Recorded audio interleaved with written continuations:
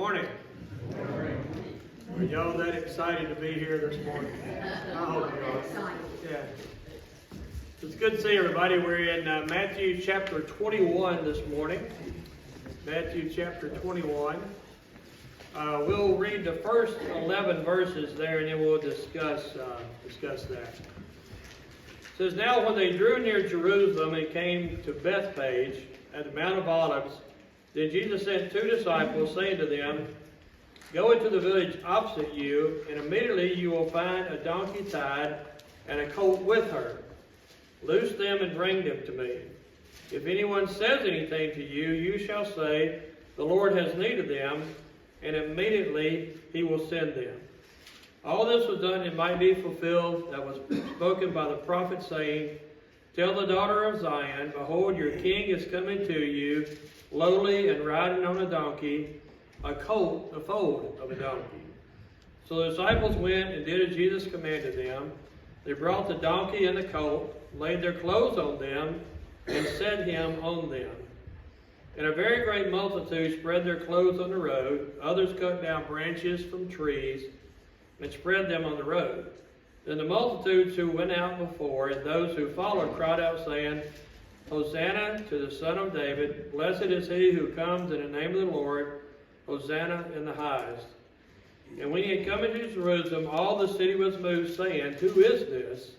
So the multitude said, This is Jesus, the prophet from Nazareth of Galilee. So here we see Jesus, what they're calling a triumphant entry into Jerusalem. And these things were prophesied that this would happen. So Jesus here is fulfilling another prophecy, proving he was the Messiah. And those prophecies are in Zechariah 9:9, and also it's mentioned in Isaiah 62 and verse 11. So the coming of the Messiah, it would be the king of this new kingdom. It's interesting that all four Gospels, Matthew, Mark, Luke, and John, record Jesus coming in on the donkey, but only Matthew records that the mother of the foal was there. It says the mother and the foal, they brought both of them there. Matthew is the only one. So when they got there, he says, now picture this. Jesus says, go into this city, and you're going to find there this donkey and the colt tied there. He said, just take them and bring them here. And he says, if anybody says anything, you tell them that I sent you to get them, and they'll let you go. Well, Matthew doesn't record it, but they are questioned in one of the other Gospels. It does mention that the men that were standing nearby there said, what are you doing with these? And he said, our master has sent us to get them. They say, okay. So all this is planned ahead of time. Jesus knows they're going to be there. He knows they're going to send them.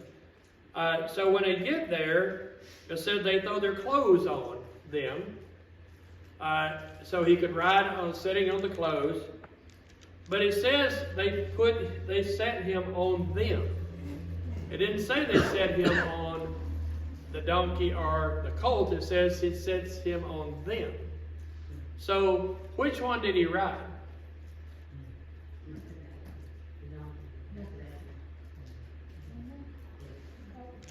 Colt? The mother donkey? That's not Yeah, the others record just the foal. Just the colt. So, and during this time, royalty would ride on a colt of a donkey. So, and Jesus this is his triumphant entry. He's fulfilling these things that are going to be prophesied of him. And as he's coming in, there's this great multitude that's there. So it's not like this great multitude we know has been following Jesus all this time. And it says, as he's coming into the city, here's this great multitude greeting him as he comes into the city. And then what do? They throw their clothes out there, and what else? Cut down branches. Branches, palm branches, it says. They threw out for him to come in on them. So the laying of clothes on the road and these branches were what they did for dignitaries that came into a city.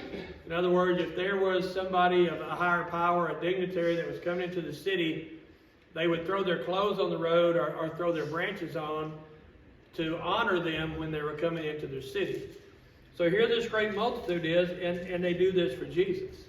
They were honoring him. So, and why else, what other reason would there have been for a great multitude to be in Jerusalem at this time? Maybe, but there's Passover. So this is right before they're going to have Passover. So remember, when Passover came, they came from all over the countries to celebrate the Passover. So there would have been people there from all around the countryside and even other countries that had traveled from long distances, and they got there. They didn't just stay a day for the Passover. They stayed for long periods of time getting ready to celebrate the Passover. So there would have been a great multitude there. And there again, I think this shows great wisdom in Jesus doing this at this time. Because these great multitudes are there. He's coming into the city. You know, they're seeing him come in. They lay this path for him in honor of him. And then it says those that were there in the multitude, they recognized, because of what way this was being handled, this was some type of royalty. This was a dignitary of some type. So they said, who is this? In other words, those who didn't know that this was Jesus, they said, who is this? And it's interesting, what was their answer? This is Jesus, who is a what? When they said, who is this? This is Jesus, the prophet from Nazareth. So what did a lot of them still see him as? A prophet. And even today there are those, especially of the Jewish religion, that will say they believe that Jesus he existed, but they believe he was a great prophet. So when he was coming here, and they said, who is this? They said, this is Jesus, the prophet from Nazareth. However, when they were coming in and the multitude were shouting at him, like Dennis said, what were they shouting? Hosanna to the Son of David. Blessed is he who comes in the name of who? Comes in the name of the Lord. So there were others there that recognized him as being the Messiah. And then they recognized him and they called out that he was the Son of David. He was that descendant of David who would come and would be the Messiah. Now, why do you think all of this was done? Fulfill the prophecy.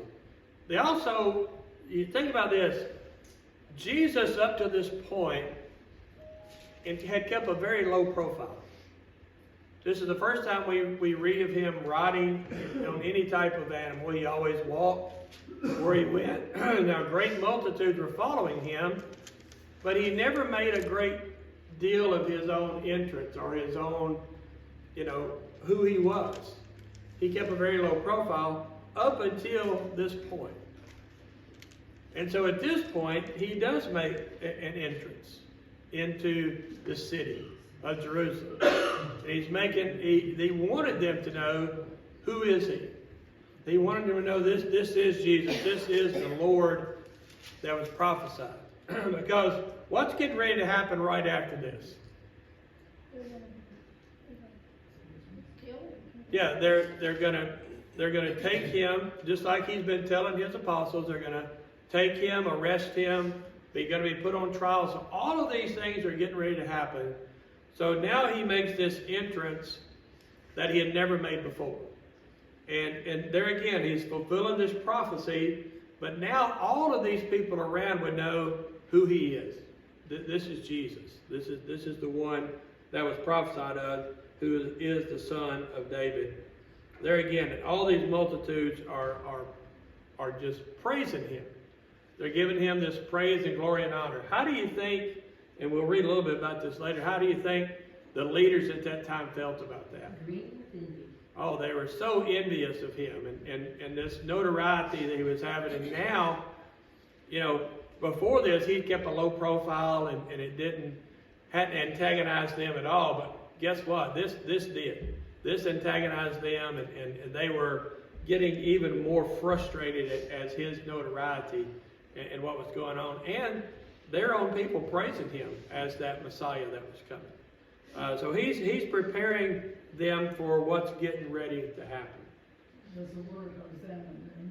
Hosanna means it's a joyful proclamation is the definition that I got out of it. It's a joyful proclamation. It's like kind of like saying hallelujah or Hosanna, Hosanna to the King. You know, they're just proclaiming that this was the King. It also means please save. Please save. Yeah, the word itself means please save. Yeah. So he's getting all this notoriety. So and there again, I think there's a lot of wisdom in this, in how the timing on this and how it's being done. So any questions or comments further on this triumphant entry? The next part gets really interesting. 12 through 17 says, Then Jesus went into the temple of God and drove out all those who bought and sold in the temple, and overturned the tables of the money changers and the seats of those who sold doves. And he said to them, It is written, My house shall be called a house of prayer, but you have made it a den of thieves. Then the blind and the lame came to him in the temple, and he healed them. But when the chief priests and the scribes saw the wonderful things that he did, and the children crying out in the temple and saying, Hosanna to the Son of David, they were indignant and said to him, Do you not hear what these are saying? And Jesus said to them, Yes, have you never read, out of the mouth of babes and nursing infants, you have perfected praise? He then left them and went out to the city of Bethany, and he lodged there. So Jesus comes in, he's made this triumphant entry into Jerusalem, and he goes directly to the temple. And what are they doing there that upsets him so badly?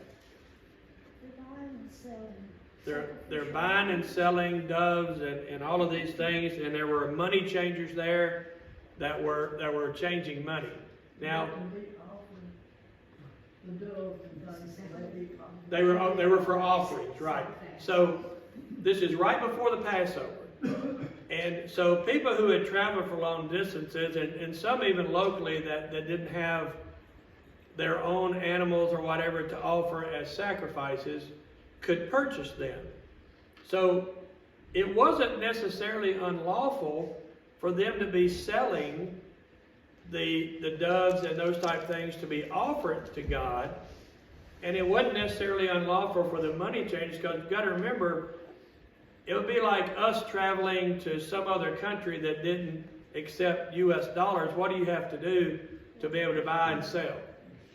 You have to exchange your money. So the money changers were there to be able to exchange the money so that they could buy these doves and other things that would be offered as sacrifices on the Passover.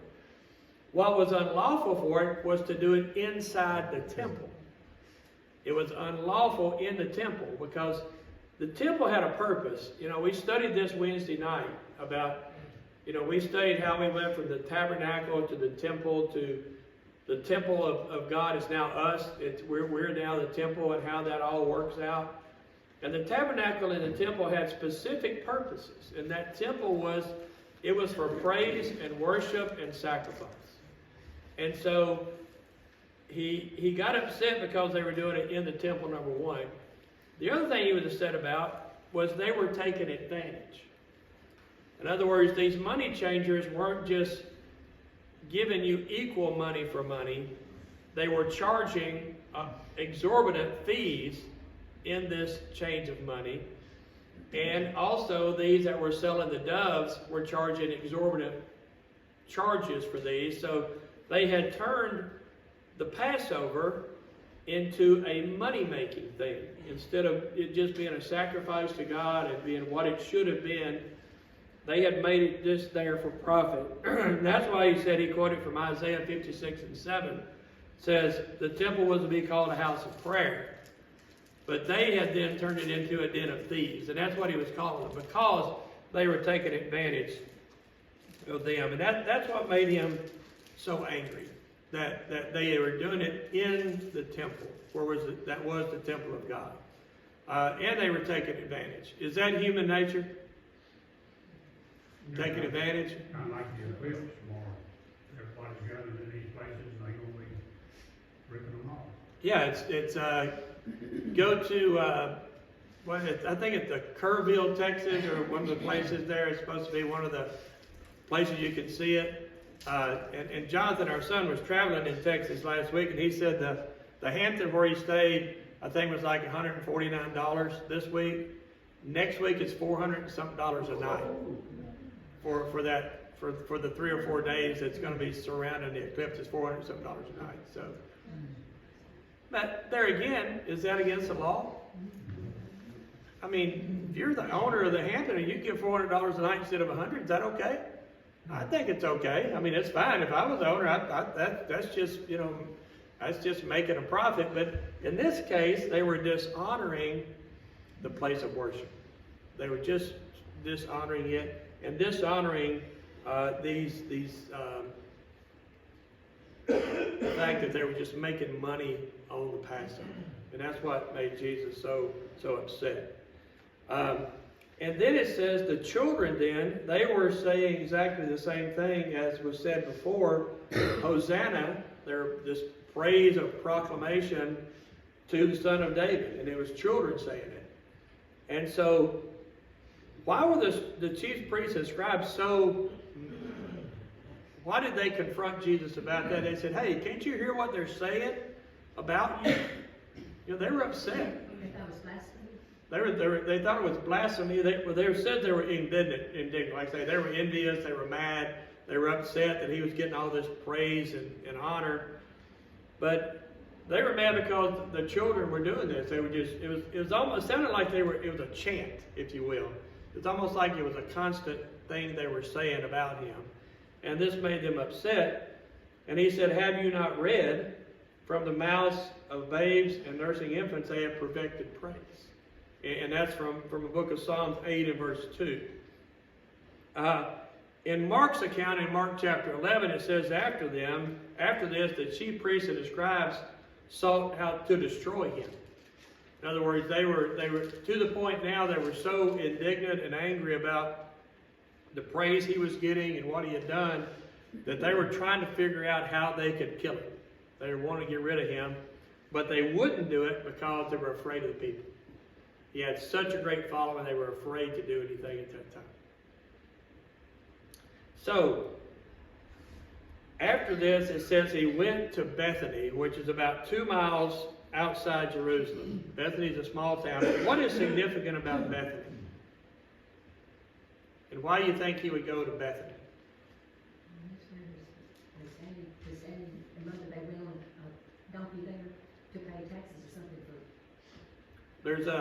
That was a different city. But Bethany, if you think about Bethany, there's somebody who lived there. Lazarus. Bethany was where Lazarus and Mary and Martha lived. Now, it doesn't specifically say that he went to stay with them in that city, but this was a city that was near and dear to him because he was so close to Mary and Martha and Lazarus, and this is the city they were lived in. You can almost make an assumption that he went to stay with them, that because of that relationship. It doesn't say that, but obviously this was a city where he would have been welcomed into. He wouldn't have had to worry about them trying to do anything to him. But he went and stayed there because it was, and this was not a town that was famous for anything. If really and truly, if Lazarus had not been raised from the dead there, we wouldn't even have ever heard about this city. We wouldn't know what Bethany was. But he went there, it says, and he stayed in that city for a while until he's going to come back into Jerusalem again. So, these things are going to become significant as we study on through Matthew, and what's going to get ready to happen when he goes back into the city again. The things that are going to transpire, all these things are going to come back to us when we think about this, about how he came in, made this triumphant entry to kind of proclaim himself as who he was. How the children then are giving him this praise and honor, and how the priests, chief priests and scribes are now so indignant they want to, their plan is already to destroy him. And all these things are going to come back when he goes back into the city again as we study. So keep these things in mind. So verse 18 through 22 says, Now in the morning, as he returned to the city, he was hungry. And seeing a fig tree by the road, he came to it and found nothing on it but leaves, but said to it, Let no fruit grow on you ever again. Immediately the fig tree withered away. And when the disciples saw it, they marveled and said, How did the fig tree wither away so soon? So Jesus answered and said to them, Surely I say to you, if you have faith and do not doubt, you would not only do what was done to the fig tree, but also, if you say to this mountain, Be removed, be cast into the sea, it will be done. And whatever things you ask in prayer, believing, you will receive. So Jesus is hungry. What does that show about Jesus? He's human. He had taken on the true human form, so he's hungry. He comes to this fig tree, and there was nothing there. So it says he cursed the tree, and it withered away. So, why do you think he did? What is the teaching here? What is he trying to teach? Remember, again, he was with his disciples, traveling. And they come to this tree, he was hungry, and it had full of leaves, but it had no figs on it. And so it had produced no fruit. So some think this is a lesson on producing fruit. If you're not producing fruit, are you profitable? If you're not producing fruit, and we read about that. But what other message could be in this? Because it said immediately the tree withered away. It wasn't like it happened later on. It said immediately these leaves withered, and the tree was basically dead. Showed his power. But when the disciples saw it, they marveled that it died so soon. It's like, how did that happen? It's like, usually if you see a tree that's kind of starting to die a little bit, one of the last things to go is the leaves. You don't see them withering right away. But in this case, when he said it's going to die, they went immediately. But there's a lesson he's teaching them here. He said, if you have faith as what? If you have faith and have what? No doubt. If you have faith and you don't doubt, you can do the same thing. You can say to this tree, to wither away, and it will. He said you can also say to this mountain, be removed, and it'll be removed.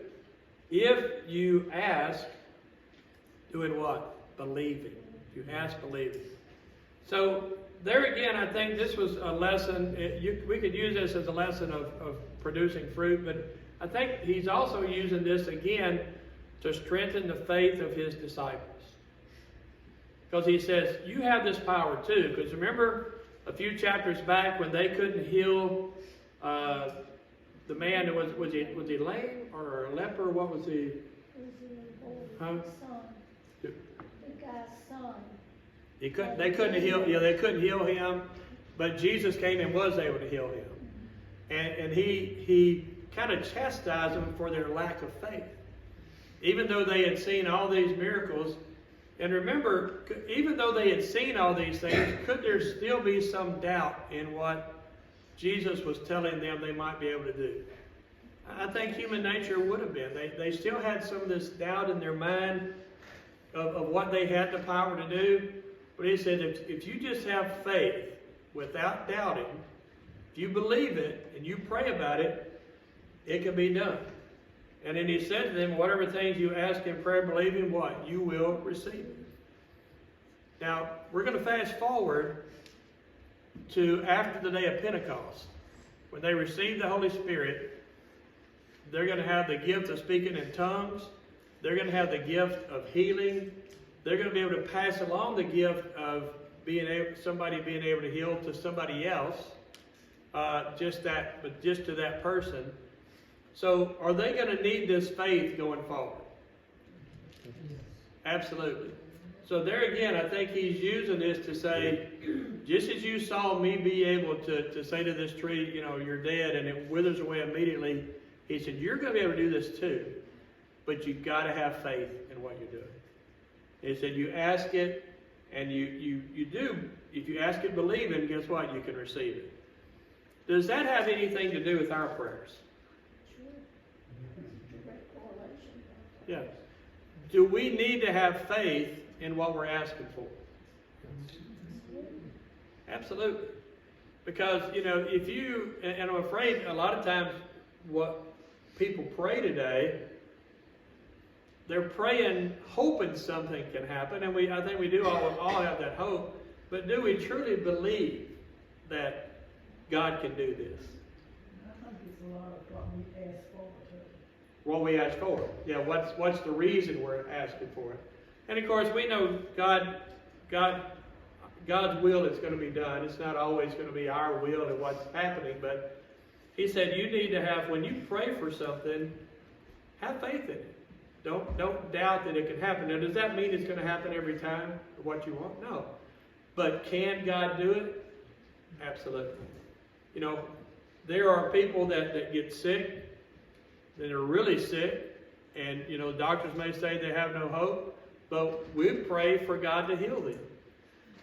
Can God heal them? Absolutely. Now, is it necessarily the will of God that they be healed? No. But we need to pray knowing that if this is God's will, He can do it. So I think the lesson there, especially for His disciples, was don't doubt. Don't doubt what you're praying for. And I think that's a lesson for us today. Even though what we're praying for might not be God's will, it might not happen exactly the way we want it, we need to pray fully having faith and believing God can do it. He can make this happen if this is His will.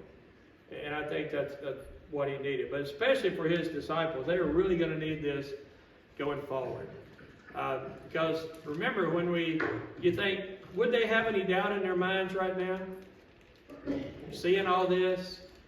You know, they probably had a pretty strong faith right now. But when Jesus is arrested and being led away, what are they going to do? They're all going to abandon it. And there again, that's where this faith is going to have to come back into them.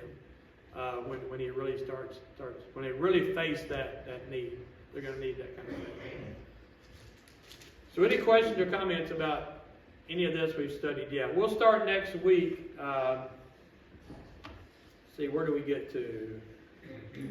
Verse 23. We'll start next week at verse 23. And we'll start there talking about, and this is going to be really interesting going forward about the kingdom. Appreciate your comments.